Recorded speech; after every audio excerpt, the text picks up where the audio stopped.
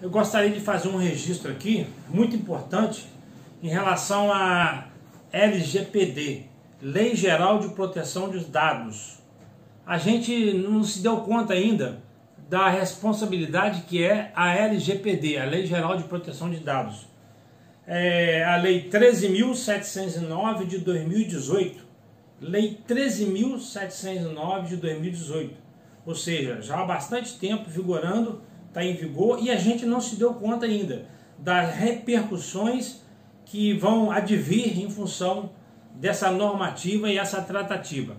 Primeira coisa é falar que os nossos direitos aos nossos dados, a privacidade dos dados e a nossa proteção dos nossos dados, inclusive os dados sensíveis, nome, CPF, identidade, e-mail, e também os dados sensíveis, saúde, qual partido político que eu voto, qual a minha opção sexual, se eu sigo algum segmento religioso, educandário, enfim, a saúde, as minhas vacinas, os meus dados, são todos dados sensíveis e protegidos pela legislação.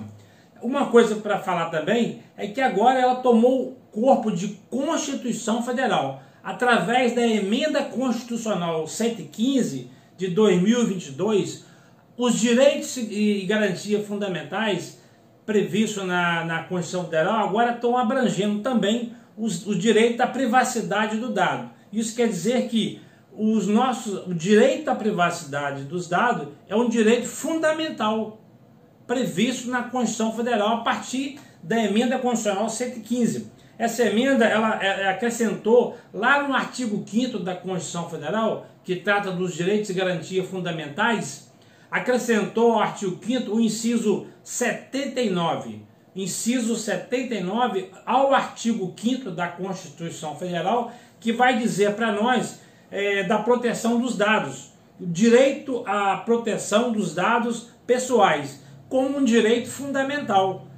Veja bem, eu vou dizer para vocês agora, um caso típico que ocorreu agora recente, semana passada, daquela tragédia da Boate Kiss, lá no Rio Grande do Sul, uma cidade chamada Santa Maria, onde morreram 242 pessoas, adolescentes entre 16 e 20 e poucos anos, todos estudantes, jovens, alegres, mas que estavam dentro de uma boate e que não tinha por onde sair, em razão de um fogo, um estampilho que ocorreu, que gerou uma fumaça tóxica e as pessoas não tinham para onde correr, não tinha porta de saída, não tinha segurança, enfim.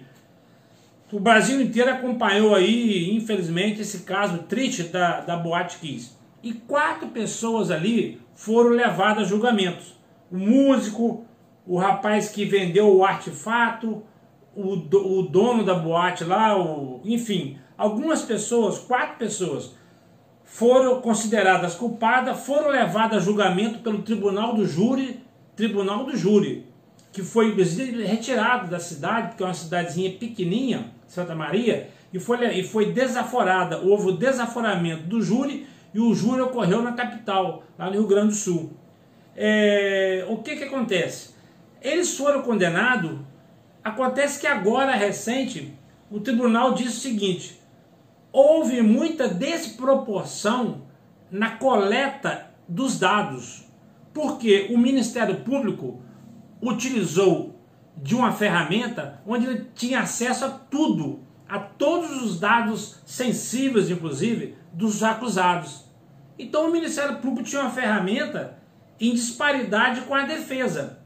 As defesas dessas 4 pessoas acusadas e condenadas pela morte dos 242 adolescentes, a defesa não teve o direito que a acusação teve. A acusação tinha direito de acesso à informação, né? Não tinha privacidade de dados nenhum. Então, um dos fundamentos para se anular a sentença foi esse. Eu estou levando a informação a vocês agora. Esse júri foi anulado e os quatro acusados tiveram alvará de soltura para serem colocados em liberdade por conta de várias questões. Uma delas é essa disparidade de armas que foi dado, né? Mecanismo para o Ministério Público que acusou, e inclusive tinha um sistema lá de software, sistema de computador, onde o Ministério Público, através de dados online, tinha todo o acesso a celular, vida privada, e-mail, etc., dos acusados. E a defesa não teve. Então, com base em vários fundamentos, esse foi um deles, esse júri foi anulado e as pessoas foram colocadas na rua. Outro caso também, eu quero falar que aconteceu hoje comigo, Ronan. Eu fui procurado por uma pessoa aqui do nosso grupo, Grupão Prefeitura BJI. Esse cidadão estava hoje sendo pressionado num telefonema para depositar R$ 899,89. E a moça dizia, tem que depositar hoje, você ganhou uma causa, você vai ganhar R$12 mil. Mas para você pagar o dinheiro, você tem que pagar o perito, é 899. Faz o depósito agora, em 24 horas, senão você vai perder o seu processo. E esse rapaz, esse cidadão, um colega nosso aqui do grupo, ele me procurou, Ronan, isso é verdade mesmo? Dá uma olhadinha. Aí eu fui vasculhar os dados, descobri que não, era uma empresa fraudulenta, era um golpe, que a empresa conseguiu os dados do nosso colega aqui do grupo, porque ele tem e-mail, ele tem celular, ele tem aplicativo, então esses dados vazaram na internet, nas nuvens, e um grupo de golpista usou os dados dele e já estava hoje dando um tombo nele. Mas graças a Deus ele escapou dessa por pouca. E por último, vamos falar sobre o poder público. O poder público, os órgãos públicos, município, estado e união, também tem que preservar os dados. Nós, todos aqui no grupo e todos os nossos familiares, desde ao nascer e até a presente data, até a vida toda, nós temos o poder público apanhando os nossos dados. Quando você nasce, a gente faz um registro no cartório, certidão de nascimento. Já sai do hospital com um monte de dados lá que ficam na portaria do hospital, num computador, num banco de dados lá, onde de repente aquilo pode vazar, a gente não sabe se está vazando aqueles dados. Segundo, a Secretaria de Saúde de todos os municípios. O Brasil tem 5.570 municípios. Essas secretarias de saúde têm acesso aos nossos dados sensíveis, né, vacinação e etc, etc. Inclusive agora, por conta da Covid, eles apanharam todos os nossos dados. Estão sendo usados agora dados nossos indevidamente, sem a permissão nossa, e esses dados estão sendo negociados via online, na internet. Tem empresas aí, milionárias, ganhando dinheiro com isso. Basta falar aí da Oi, TIM, Vivo, o Facebook, Instagram, Twitter, enfim, todos e-mail, todos esses pessoal aí estão lucrando com os seus dados e os meus dados, né? É meio difícil, quase impossível preservar os dados, mas quando você vai preencher um formulário, eles perguntam lá, você é o cookie, né? Você aceita preencher esses dados? Ele bota sim. Você concorda com a política de privacidade da empresa? Você bota sim. E a gente sai botando sim em tudo e não olha nada. E de repente a gente pode estar entregando os nossos dados pessoais, inclusive os dados sensíveis, que é opção religiosa, partido político, onde você está cadastrado, seus dados de receita,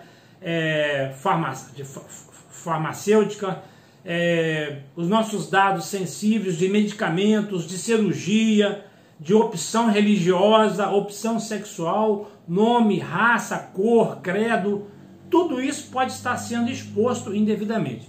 Então fica aqui esse alerta para você sobre a existência da Lei Geral de Proteção de Dados, que agora é constitucional, está no artigo 5º da Constituição Federal, como direito e garantia fundamental de todo cidadão, e é dever do poder público se adequar e proteger os dados na hora de manusear os nossos dados lá de um lugar para outro, eles terem mais cuidado e preservar os nossos dados, senão estarão sujeitos a indenizações, estarão sujeitos a ação indenizatória que nós, cidadãos, podemos entrar em face dos órgãos públicos e privados. Se você faz parte de um clube, por exemplo, seus dados estão lá. Eventualmente, se alguém usar indevidamente, a gente pode entrar com ação de indenização por perdas e danos.